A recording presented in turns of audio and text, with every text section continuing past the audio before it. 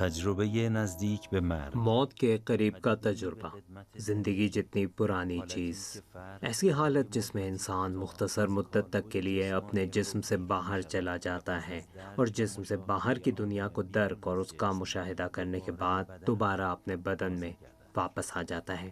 اس بار میں نے ایک ایسی خاتون سے ملاقات کی ہے جو جوانی کے زمانے میں اس تجربے سے گزریں۔ انہیں کوئی جسمانی تکلیف نہیں تھی۔ ان کا تجربہ اس حقیقت کا غماز ہے کہ عالم آخرت کی جانب واپسی کے آغاز کے لیے کسی وجہ کی ضرورت نہیں ہوتی۔ جوان، بوڑھا، سویا ہوا یا جاگنے والا، تندرست یا بیمار، اس سفر کا آغاز اچانک اور بے خبری میں ہوتا ہے۔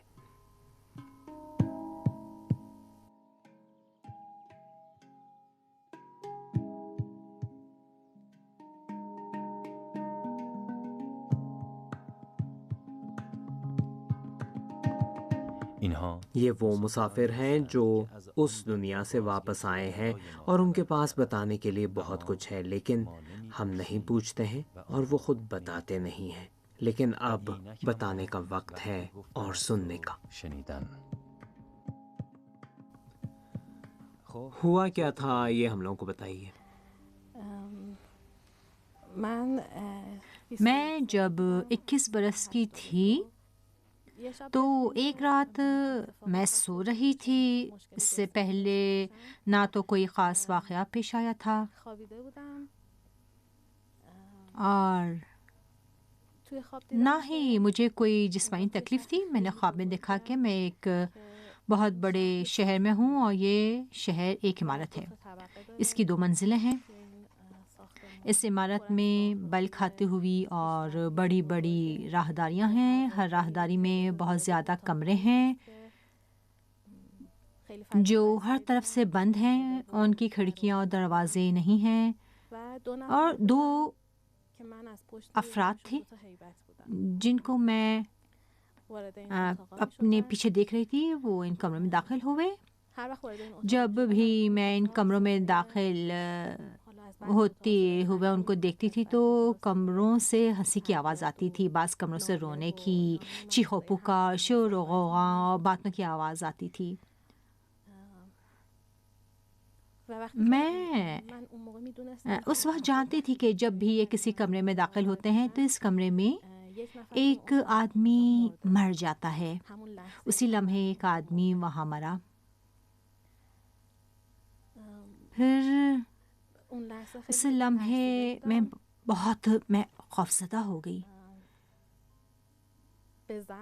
اور اپنے خیال میں جاگ گئی۔ بعد میں سمجھ میں آیا کہ یہ خواب نہیں تھا بلکہ میرے مشاہدہ تجربے کا ایک حصہ تھا۔ میں متوجہ ہوئی کہ بہت خوف زدہ ہوں، اور پھر اس کے ساتھ ساتھ مجھے اپنے بدن میں شدید گرمی اور خشکی محسوس ہوئی اور میں اٹھ کر پانی پینا چاہتی تھی۔ مطلب آپ کو شدید پیاس لگی تھی؟ جی، غیر معمولی پیاس تھی۔ مجھے کبھی بھی اس طرح کی پیاس کا سامنا نہیں ہوا تھا۔ میں نے دیکھا کہ وہی 2 افراد جنہیں میں اپنے خیال کے مطابق خواب میں دیکھ چکی تھی مجھ سے کچھ فاصلے پر کھڑے میرے بارے میں باتیں کر رہے ہیں۔ مجھے اس بات کا ادراک تھا کہ وہ میری روح قبض کرنے کے لیے آئے ہوئے ہیں۔ اچھا، میں اس بات کا یقین حاصل کرنے کے لیے میں آپ کی بات کو دہراتا ہوں۔ آپ کو پیاس محسوس ہوئی، پھر آپ جاگ گئیں، لیکن آپ نے دیکھا کہ وہی 2 افراد جن کو آپ اس حالت میں دیکھ چکی تھیں اب آپ کے پاس کھڑے ہیں، کمرے میں کھڑے ہیں۔ اور میری موت کے بارے میں بات کر رہے تھے۔ وہ میری روح قبض کرنے آئے تھے۔ اسی لمحے مجھے محسوس ہوا جیسے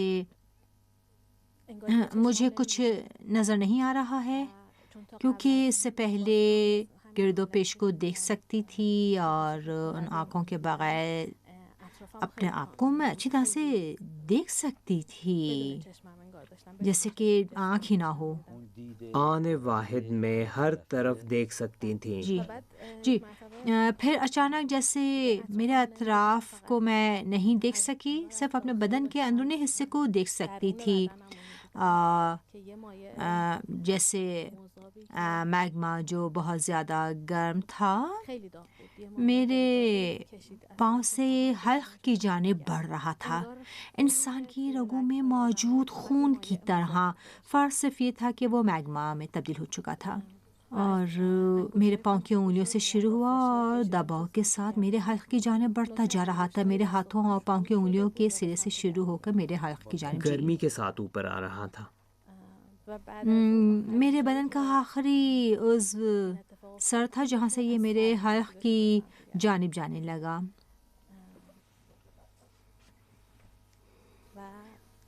اور اس لمحے گویا میری فکر بہت وسیع تھی، گویا میں بہت گہرائی تک سوچ سکتی تھی، اور کوئی خوف نہیں تھا، صرف رونما ہونے والے واقعات کو دیکھ رہی تھی۔ اس لمحے میرے ذہن میں آنے والی اولین چیز یہ تھی کہ یہ وہی ہے جو کہا جاتا ہے کہ خدا تمہاری شہرک سے بھی زیادہ نزدیک ہے۔ پھر اس کے بعد میں اس کمرے اور جگہ میں نہیں تھی، بلکہ ایک متلاطم ٹنل میں تھی، اور یہ ایک تاریک ٹنل تھا، لیکن اس کے پیچھے نیلے رنگ کا سایہ تھا، اس میں نیلے رنگ تھے۔ اس ٹنل کے پیچھے سے مراد ٹنل کا آخری حصہ یا اس کی دیواریں؟ نہیں، ٹنل کی دیواریں تھیں، متلاطم ٹنل تاریک تھا جس کی دیواریں نیلے رنگ کی تھیں، اور ٹنل کے آخر میں نور تھا، ٹنل کے آخر میں نور تھا، بہت زیادہ نورانی تھا اور شدید نور تھا، آنکھیں چکا چاند ہوتی تھیں۔ آپ کہہ رہی ہیں نور، تو کیا میں مثلا لیمپ فرض کروں یا سورج، کس نوعیت کا نور تھا؟ نور سے کیا مراد ہے؟ روشنی۔ مطلب سایہ تھا، یعنی آپ اپنا ہاتھ سامنے لے جاتے ہیں تو اس کا سایہ ہوتا تھا؟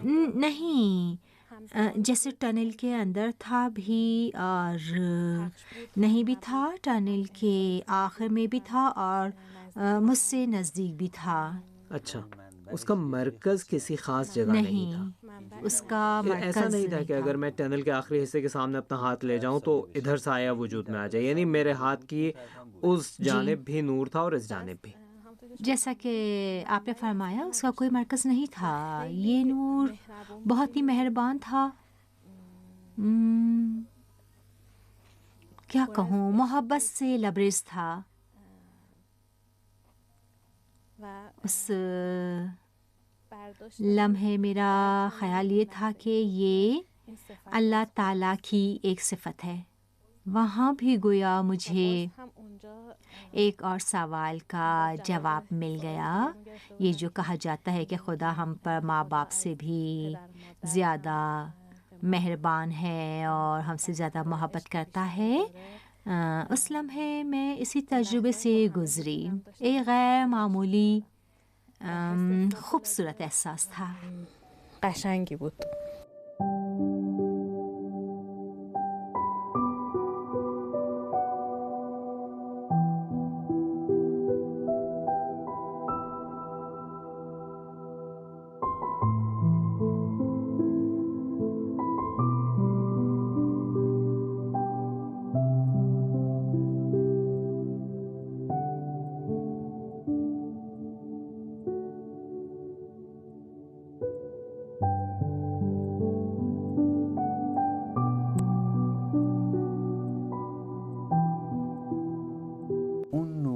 آپ کے خیال میں اس نور سے زیادہ کون سی چیز زندگی میں زیادہ لذت والی تھی یا بعد میں ہو سکتی ہے، یا ہو سکتا ہے بعد میں آپ اس تک پہنچے؟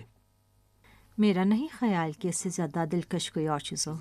اس سے زیادہ دلکش کوئی چیز نہیں تھی؟ بالکل نہیں؟ نہیں ہے، بالکل نہیں۔ بالکل۔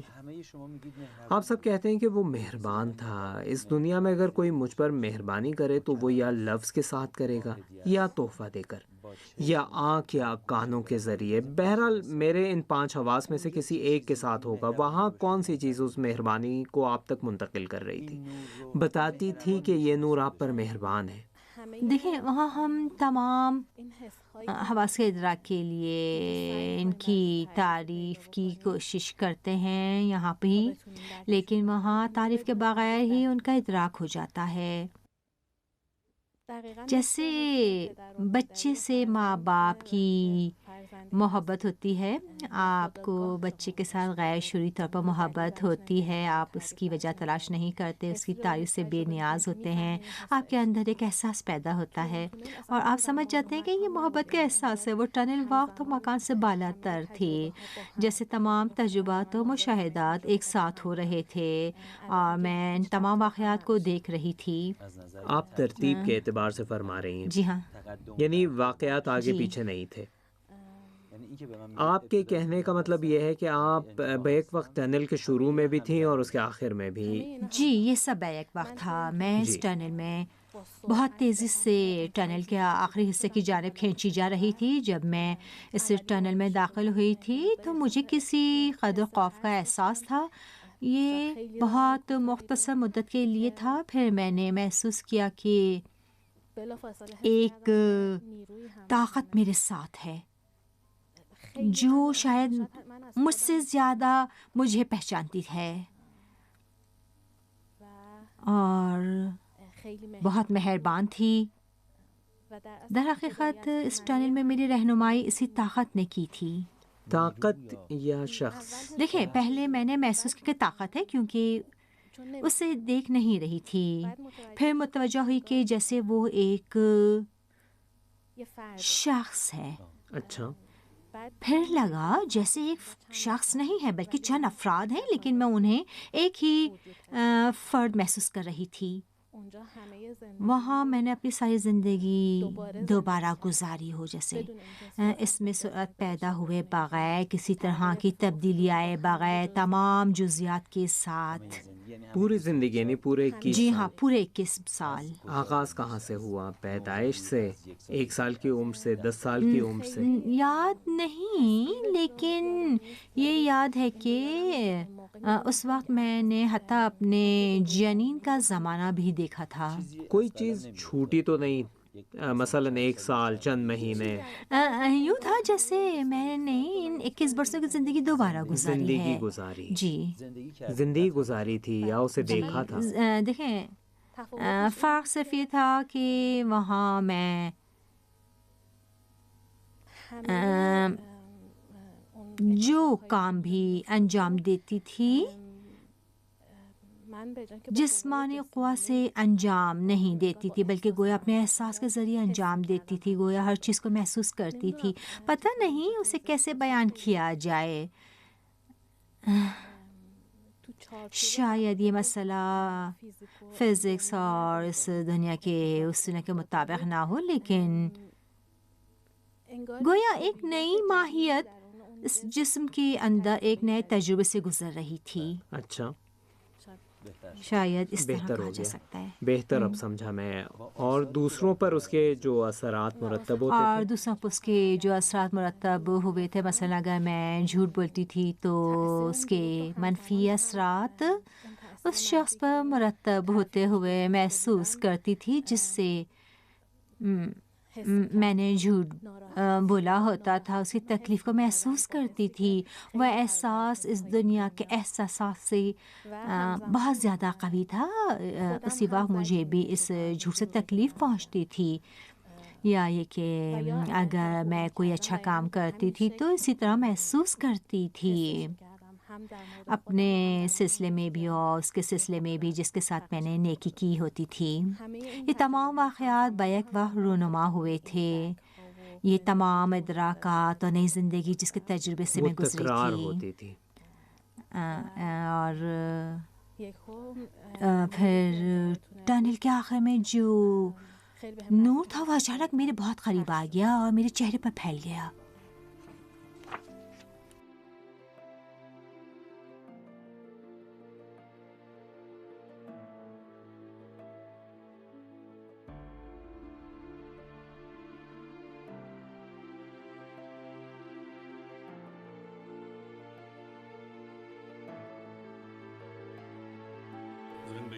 برزخ سے واپسی. چہرے پر پھیل گیا، کیا وہاں آپ کا چہرہ تھا یا آپ کی ہستی نہیں، پر یہ پھیلا؟ تفصیل ہے اچھا، اس تمثیل۔ مشاہدے کی وضاحت کے لیے، وگرنہ وہاں تو چہرہ نہیں تھا۔ مطلب آپ کو کوئی دوسرا لفظ نہیں مل رہا ہے، اس لیے آپ نے جی یہ ہاں، لفظ استعمال جو کیا۔ قریب ترین لفظ ذہن میں آتا ہے اسے متبادل قرار دے رہی ہوں۔ پھر میں نے خود کو فضا سے ملتے جلتے ایک ماحول میں پایا۔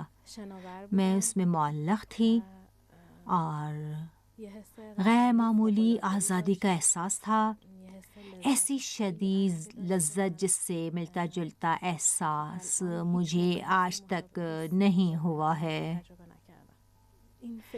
اس وقت میرے ذہن میں یہ خیال پیدا ہوا کہ لوگ مرنے سے کیوں ڈرتے ہیں، موت تو بہت شیرین ہے۔ تو وہاں آپ اپنی موت سے آگاہ ہو چکی تھیں، یعنی آپ آگاہ تھیں کہ مر چکی جی ہیں۔ ہاں، اور پھر اچانک یہ ماحول بدل گیا اور میں نے خود کو ایسی حالت میں پایا جو لذت والی سابقہ حالت کے برعکس تھی۔ مجھے شدید پریشانی کا احساس تھا اور زندگی میں کبھی بھی اس حد تک پریشان نہیں ہوئی تھی۔ یہ نیا ماحول کیسا تھا؟ مجھے شدید افسوس تھا ایک ایسے کام کی وجہ سے جسے میں اس وقت تک اس قدر اہم نہیں سمجھتی تھی، اس قدر کیا تو اسے بالکل بھی اہم نہیں سمجھتی تھی۔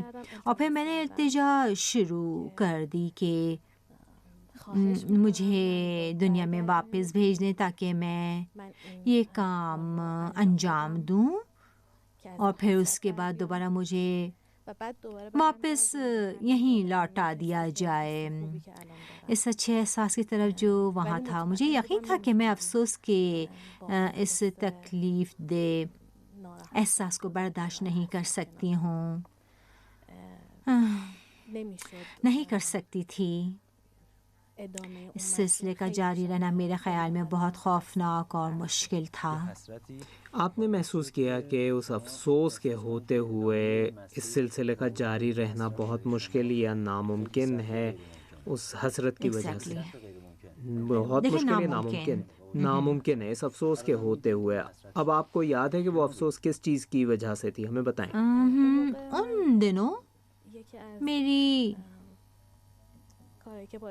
روحانی حالت کو بہتر کرنے والا ایک کام یہ تھا کہ میں وقتاً فوقتاً اولڈ ایج کیئر ہومز میں جاتی تھی، اور وہاں پر ایک شریف النفس خاتون تھیں جو بہت ہی با اخلاق تھیں، بہت ہی اچھی لیکن کم بولتی تھیں اور کرسچن تھیں، اور انہوں نے کوئی چیز بھی نہیں چاہی تھی، کبھی بھی کچھ نہیں مانگا تھا۔ ایک بار میں نے ان سے اصرار کے ساتھ کہا کہ مجھے بتائیے میں آپ کے لیے کیا لایا کروں، آپ مجھے بتائیں جو میری یادگار ہو، مجھ سے کچھ طلب کریں۔ میں نے ان سے وعدہ کیا کہ اگلی بار جب آؤں گی تو جس چیز کا انہوں نے کہا تھا وہ ان کے لیے لے آؤں گی، اور مجھے وہ کیا چیز تھی بتا سکتی ہیں ہمیں؟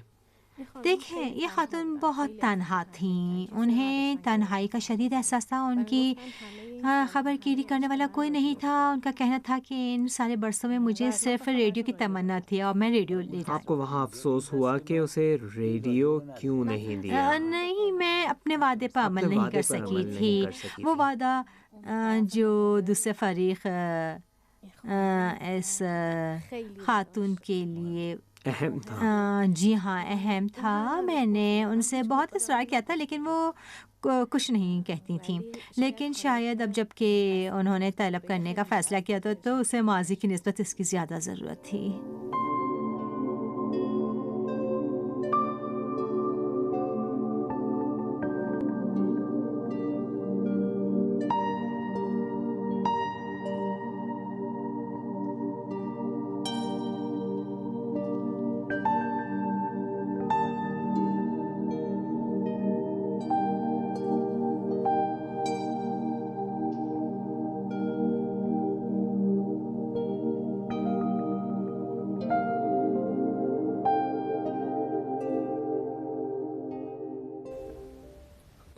و من داشتم بابت چیزی اور مجھے افسوس ہو رہا تھا حالانکہ وعدہ پورا کرنے کا ابھی وقت بھی نہیں آیا تھا۔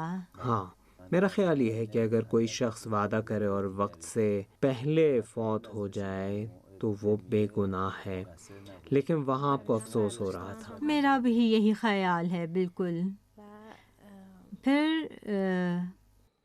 شروع کردم میں نے التماس کردن که من التجا شروع کر دی کہ مجھے واپس پلٹا دیں، مجھے چند گھنٹوں کی مہلت دیں، مجھے یہ کام کرنے دیں، پھر واپس آ جاؤں گی، کیونکہ میں زمین پر آ کر زندگی گزارنا بالکل بھی نہیں چاہتی تھی، بلکہ میں چاہتی تھی کہ اسی راستے میں رہوں اور وہی احساس میرے ساتھ رہے۔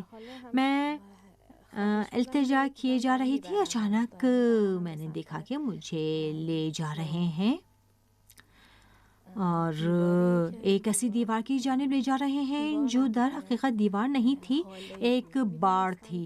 میں جانتی تھی کہ اس دیوار کے اس پار جانے کے بعد واپس نہیں لوٹ سکوں گی، میری واپسی کا کوئی راستہ ہی وجود میں نہیں یعنی تھا۔ Point of no return. اونجا شروع کردم وہاں میں نے التجا شروع کی، بہت التجا کی میں نے ہر اس سے جو میری سفارش کر سکتا تھا۔ مجھے لے جایا جا رہا تھا اور میں یہ جاننے کے لیے بے چین تھی کہ میری سفارش ہوئی ہے یا مجھے اس باڑ اور دیوار کے اس پار لے جایا جائے گا۔ جن افراد سے میں نے سفارش کی درخواست کی تھی ان کو میں نے گول نورانی صورت میں اپنے ارد گرد دیکھا۔ یہ جو افراد آپ نے اپنی سفارش کی تھی ان کو آپ نے گول نورانی شکلوں میں دیکھا، اپنے ارد گرد دیکھا۔ میں جانتی تھی کہ انہی سے میں نے سفارشی درخواست کی ہے۔ وہ نور سے بنے ہوئے تھے۔ جی ہاں، میرے گرد چل رہے تھے۔ ایک لمحے کے لیے میں نے محسوس کیا کہ میں کہ جو اس لمحے ایک ماہیت اور شخصیت تھی ان گول شکلوں کے بیچ کھینچی جا رہی ہوں، جیسے میں منتشر ہو رہی ہوں۔ پھر میں نے اچانک خود کو اپنے پہلے والے کمرے میں پایا اور اپنا بستر دیکھا، اور یعنی آپ ان گول اور انتہائی نورانی شکلوں میں جذب ہوتی جا رہی تھیں۔ جی آپ منتشر ہو گئیں اور واپس پلٹ آئیں۔ دوبارہ میں نے دیکھا کہ اپنے بستر پہ لیٹی ہوئی ہوں اور وہ دو افراد جو اس تجربے کے شروع میں میرے پاس کھڑے تھے دوبارہ وہیں کھڑے ہیں۔ پھر ایک نے دوسرے سے کہا کہ اس کی باری نہیں ہے، چلیں۔ پھر جیسے ہی انہوں نے یہ کہا وہ وہاں نہیں تھے۔ اس لمحے مجھے محسوس ہوا کہ جیسے اب میرے بدن میں دوبارہ طاقت آ چکی ہے، گویا میں دوبارہ اپنے بدن میں داخل ہو گئی۔ پہلا کام میں نے یہ کیا کہ اپنے والدین کو پکارنا شروع کر دیا تاکہ یقین حاصل کروں کہ اپنی آواز ان کانوں کے ذریعے سن رہی ہوں یا وہ ادراک والا کان اور یہ آواز والا جی کان۔ ہاں، میں نے اپنی آواز سنی اور یقین ہو گیا کہ زندہ ہو یعنی چکی اپنے ہوں۔ جسمانی کان سے سنی اور یقین ہو گیا کہ یقین ہو گیا کہ زندہ ہو کسی دنیا میں واپس لوٹ آئی ہوں۔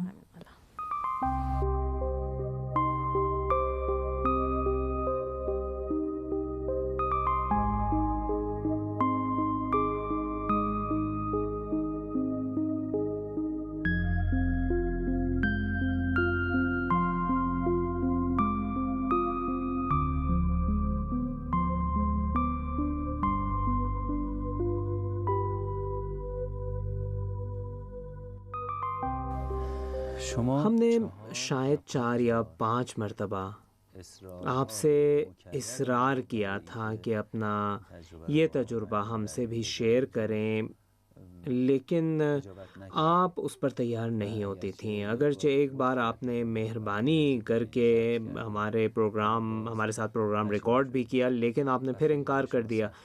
آپ کے لیے یہ تجربہ ہمارے ساتھ شیئر کرنا بہت مشکل تھا۔ اس تجربے سے گزرنے والے اکثر افراد اجتناب کرتے ہیں، وہ اسے دوسروں سے بیان نہیں کرنا چاہتے ہیں۔ وہ وجہ کیا ہے؟ آپ کیوں نہیں شیئر کرنا چاہتی تھیں؟ دیکھیں، ایکچولی میں نے چند بار ایسے افراد کو بتانے کی کوشش کی کہ جن کے بارے میں میرا خیال تھا کہ وہ ان مسائل کو بہتر سمجھتے ہیں، لیکن جیسے ہی میں شروع کرتی تو ان کی نگاہ اور احساس کو دیکھ کر خاموش ہو جانے کو ترجیح دیتی تھی، اور پھر شاید ایک زمانے تک خوف تھا کہ لوگ باتیں بنائیں۔ یہ خوف تھا کہ لوگ آپ کے بارے میں باتیں بنائیں گے۔ جی، لیکن پھر جیسے جیسے وقت گزرتا گیا اور میں نے خود بھی غور کیا تو دیکھا کہ اس مسئلے کو کما حقہ بیان ہی نہیں کیا جا سکتا۔ بیان سے بالاتر، بیان سے بالاتر ہے، حتیٰ شاید غلط سمجھا جائے۔ بیان سے بالاتر ہونے کی وجہ سے ہی جی، میں ان معلومات سے خوف زدہ تھی، ان معلومات سے جو اس تجربے کے بعد بھول گئیں۔ دیکھیں، کسی چیز کی معلومات یقیناً مکمل نہیں ہے۔ مطلب آپ نے وہاں جو سمجھا وہ نامکمل تھا۔ میں ہر چیز کو اچھی طرح سے نہیں سمجھ سکی۔ آپ کی ایک تشویش یہ تھی کہ شاید سننے والا سمجھے کہ ساری حقیقت وہی ہے جو آپ نے دیکھی ہے۔ یہ بھی آپ کی ایک تشویش تھی۔ جی، اب آپ بے فکر ہو جائیں، کیونکہ آپ نے کہا ہے کہ ایسا نہیں ہے۔ اب سننے والے جانتے ہیں، وہ جانتے ہیں کہ آپ کو یہ تشویش ہے، اس لیے ان کی توجہ ہے کہ ساری حقیقت اور سب کچھ وہی نہیں ہے جو آپ نے دیکھی ہے۔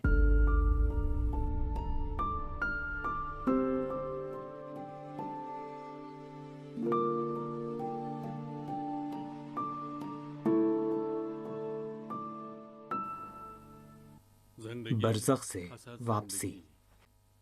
بعض اوقات یہ تصور کیا جاتا ہے کہ عارضی موت کا تجربہ صرف حادثات کے دوران یا اسپتالوں کے آپریشن تھیٹر میں پیش آتا ہے، لیکن ایسا نہیں ہے۔ ہم نے آپ کو یہ دکھانے کے لیے کہ دنیا میں ہونے والی تحقیقات کے مطابق نیند میں بھی عارضی موت واقع ہو سکتی ہے، یعنی نیند کی حالت میں بھی کوئی شخص عارضی طور پر مر سکتا ہے اور دوبارہ لوٹ آتا ہے۔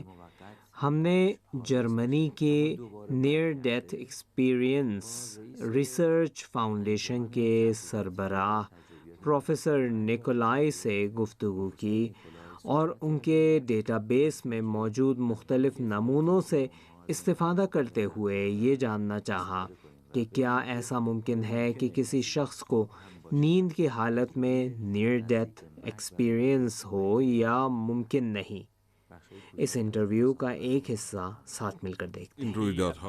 یہ واقعہ تو کسی بھی جگہ رونما ہو سکتا ہے، سی پی آر کے دوران یا گھر میں بھی رونما ہو سکتا ہے۔ در حقیقت جب انسان کے حواس کام کرنا چھوڑ دیں تو یہ واقعہ ہو سکتا ہے، یا جیسا کہ میں نے کہا کہ ایک ایسے مختلف ماحول میں رونما ہو سکتا ہے جس کا موت سے کوئی تعلق ہونا بھی ضروری نہیں ہے۔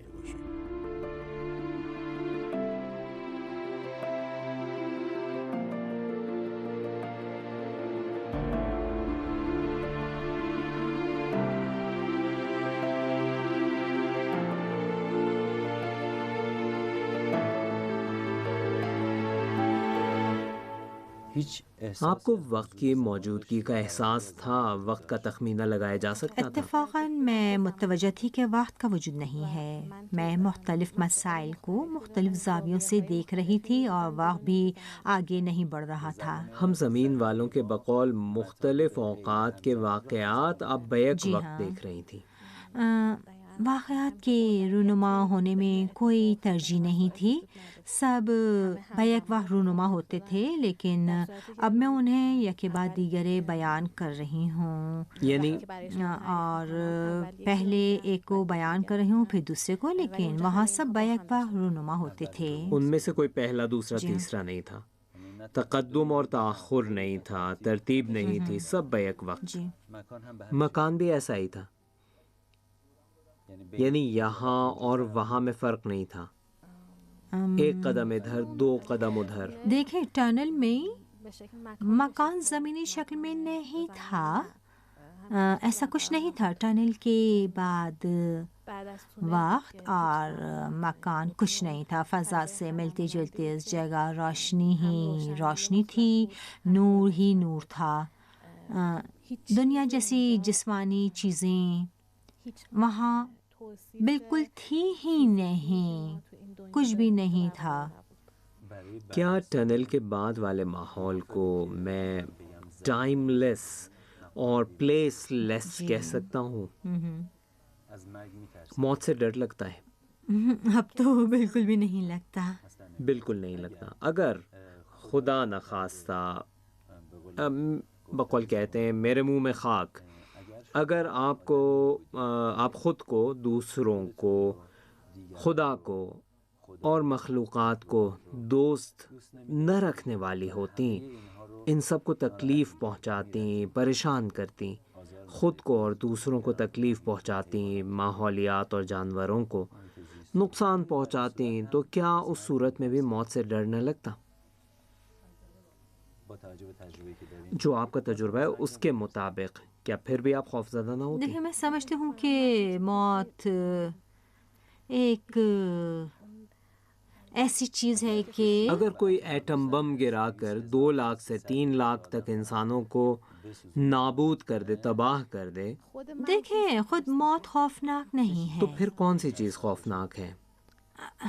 ہماری اپنی ہستی کا اثر خوفناک ہے، یعنی ہماری اپنی حقیقت ڈراؤنی ہے۔ مطلب ہمارا عمل، ہمارا کام، میری کارکردگی خوف کا باعث بنتی ہے۔ ہمارا عمل، ہمارا کام، ہماری سوچ، ہماری اصل حقیقت، وہ سب کچھ جو ہم ہیں۔ اس تجربے کے بعد زندگی کے بارے میں آپ کی رائے کیا ہے؟ آپ پر کیا اثر ہوا؟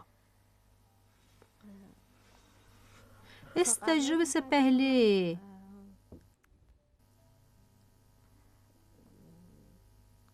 زندگی سے متعلق میری رائے یہ تھی کہ آخرکار کیا ہے؟ آخر کار کیا؟ گویا کوئی ایسا ہدف میرے پیش نظر نہیں تھا جس کے بارے میں کہتی کہ زندگی اس کے لیے ہے یا دنیا اس کے لیے ہے۔ شاید میری زندگی میں بعض اہداف تھے، لیکن پھر وہی سوال کہ آخر کار کیا ہے، یہی ہوتا تھا۔ میں جب بھی کوئی ہدف مقرر کرتی تب بھی یہی سوال ذہن میں آتا کہ اس ہدف کو تو میں نے حاصل کر لیا ہے، اب کیا کرنا ہے۔ ہمیشہ مجھے اس مشکل کا سامنا تھا، ہمیشہ سوچتی تھی کہ گویا دنیا بیکار ہے، اس کا زیادہ تر حصہ جو ہے فائدہ نہیں ہے اس بے کا۔ فائدہ ہے۔ اور اس تجربے کے بعد اس تجربے کے بعد اب زندگی ایک موقع کی طرح ہے، ایک ایڈوانٹیج کی طرح ہے، مہلت۔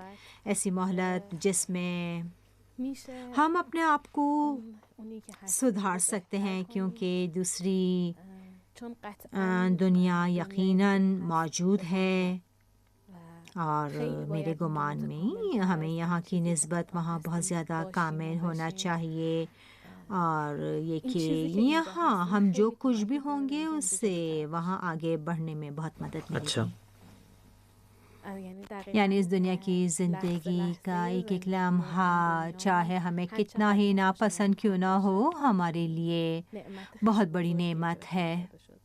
حتیٰ جو زندگی ہمیں پسند نہیں وہ بھی ہمیں ملنے والی بڑی نعمت جی ہاں. ہے. آپ جس تجربے سے وہاں گزری وہ یہ کہتا جی. ہے.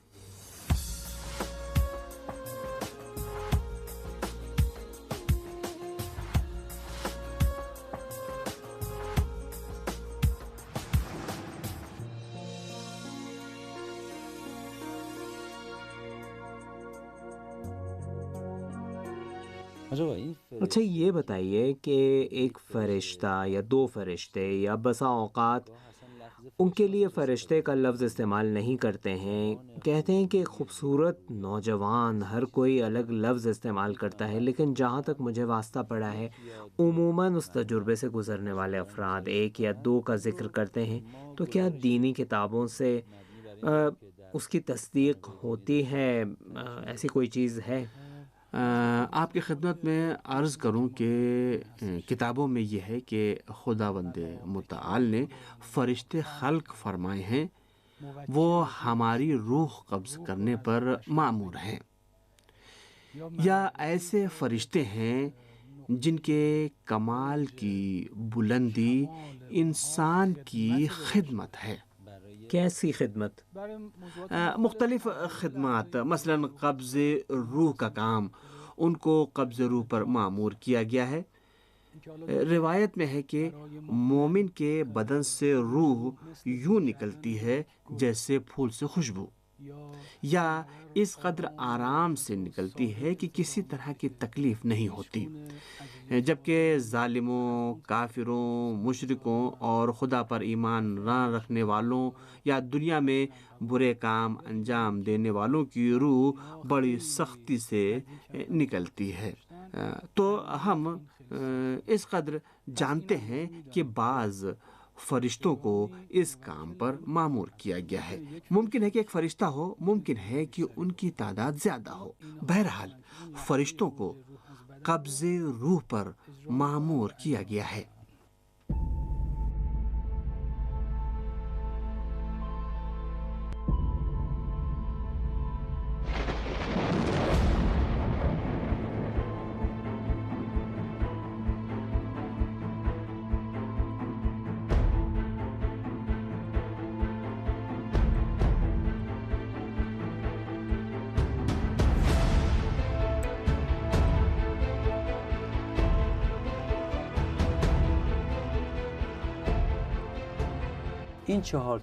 یہ چار گیند چار الفاظ کے نمائندہ ہیں. وہاں جس کا آپ نے مشاہدہ کیا، یہاں یعنی بیداری، خیال، خواب.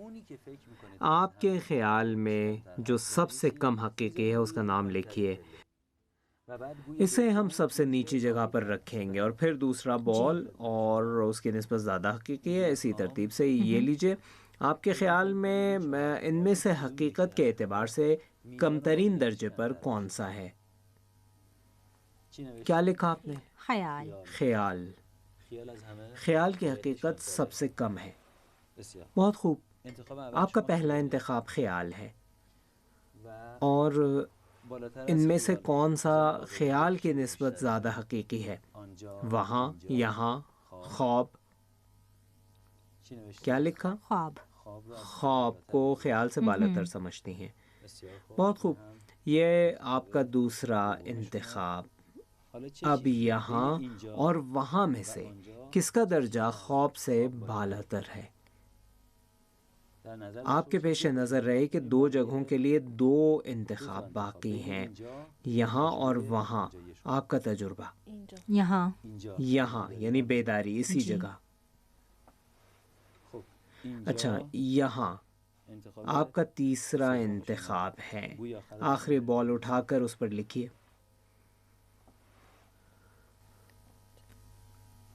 وہاں. وہاں.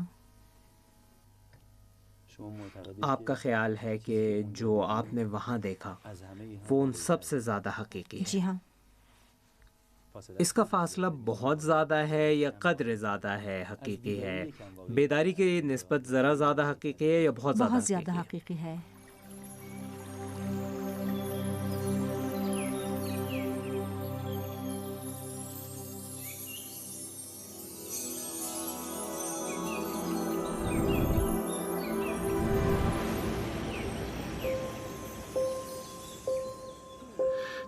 دنیا بھر میں عارضی موت کے تجربے سے گزرنے والے افراد کی بیان کردہ باتوں کے مطابق خودکشی کرنے والے انسانوں کا انجام بہت ہی برا ہوتا ہے۔ ان افراد کے مشاہدات کے مطابق خودکشی کرنے والے افراد کی ارواح بدترین عذاب میں مبتلا ہے۔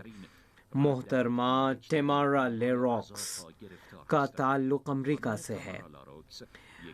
انہیں عارضی موت کا تجربہ ہوا اور خودکشی کی وجہ سے ان کا عارضی موت کا تجربہ بہت ہی منفی تھا۔ وہ اس بارے میں کہتی ہیں: گولی چلانے کے فوراً بعد میں سمجھ گئی کہ مر رہی ہوں۔ میرے سر سے خون تیزی سے بہنے لگا اور مجھ پر موت غالب آ گئی۔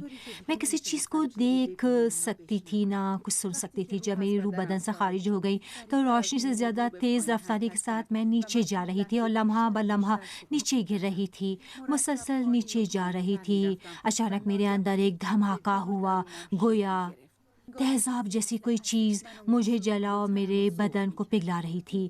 یہ میرے لیے اس قدر خوفناک اور دردناک تھا کہ میں کسی بھی لفظ کے ساتھ اس درد کو بیان نہیں کر سکتی۔ جہنم تھا وہاں، وہی جہنم تھا جسے مقدس کتاب میں دوزخ کہا گیا ہے۔ دوزخ کی آگ تھی جو مجھے جلا رہی تھی۔ میں نے اپنے ارد گرد دیکھا تو فوراً سمجھ گئی کہ مر چکی ہوں۔ جہاں میں تھی وہاں ذرا سا آرام و سکون بھی نہیں تھا۔ وہاں صرف خوف و ہراس، درد اور عذاب تھا۔ میں خود بھی ایک وحشتناک مخلوق میں تبدیل ہو چکی تھی۔ اس کی وجہ یہ تھی کہ وہاں خدا کی رحمت میرے شامل حال نہیں تھی۔ جب خدا کی رحمت آپ کے شامل حال نہ ہو تو آپ کی روح وحشتناک اور ڈراؤنی ہو جاتی ہے۔ میری مراد یہ ہے کہ میں عشق و محبت کی متضاد بن گئی تھی۔ اسی وجہ سے خوفناک، دردناک اور اکیلی تھی۔ مجھے وہاں کئی ملین انسان اپنے ارد گرد نظر آئے، لیکن میرے لیے کسی کے ساتھ بھی رابطہ برقرار کرنا ممکن نہیں تھا۔ نہ جانے ایک چیز سمندر جیسی تھی، اسے بیان کرنا بہت مشکل ہے۔ شاید ایک چیز بے قرار سمندر جیسی جس میں پانی کے بجائے انسانوں کی روحیں تھیں، یعنی وہ سمندر انسانوں کی روحوں سے تشکیل پایا تھا۔ وہاں بہت زیادہ کمرے تھے جن میں ایسے انسان تھے جن کی صورتحال یکساں تھی۔ وہ سب چیخ و پکار کر رہے تھے۔ ان کی چیخیں بہت وحشتناک تھیں جن کا آپ تصور بھی نہیں کر سکتے۔ درد کی شدت سے ان کی چیخیں بلند تھیں کیونکہ ان کی ہستی وہاں اپنے اختتام کو پہنچ چکی تھی۔ البتہ ان باتوں کا ادراک ہم انسانوں کے لیے بہت مشکل ہے۔ میں وہاں موجود کسی انسان کو دیکھتی تھی تو فوراً اس کے ماضی، شخصیت اور ہستی سے مکمل طور پر آگاہ ہو جاتی تھی۔ اس کے باطن کو جان لیتی تھی، یعنی ان کی ساری غلطیوں، خطاؤں اور گناہوں سے آگاہ ہو جاتی تھی۔ مجھے ان کی گزاری ہوئی ساری زندگی کی مکمل معلومات حاصل تھیں۔ حتیٰ یہ بھی جانتی تھی کہ ان میں سے کس نے اپنی کون سی غلطی کا انکار کیا ہے یا اسے چھپایا ہے۔ میں نے ان کے باطن، جذبات، آرزوؤں اور رجحانات سے مکمل طور پر آگاہی حاصل کر لی تھی، اور حتیٰ اگر وہ کسی چیز کے بارے میں سوچتے تو میں فوراً اس سے آگاہ ہو جاتی تھی۔ گویا جب بھی میں انسانوں کی روحوں کے اس بے قرار سمندر پر نظر ڈالتی تھی تو ساری دنیا کو دیکھ سکتی تھی۔ اس جہنم میں موجود کئی ملین انسانوں میں ایک چیز اور مصیبت مشترکہ تھی۔ یہ ہے کہ میں اس کوئی بھی ان لوگوں کو نہیں جانتی تھی۔ آخر کیا ہوگا؟ دوسرا یہ کہ ہم سب کا جی چاہتا تھا کہ زمین پر واپس لوٹ آئیں، لوگوں کو خبردار کریں کہ وہ اپنے اصلی دشمن یعنی شیطان کے دھوکے میں نہ آئیں، تاکہ اس جگہ نہ پہنچیں اور جہنم میں داخل نہ ہوں، وارد جہنم نشن۔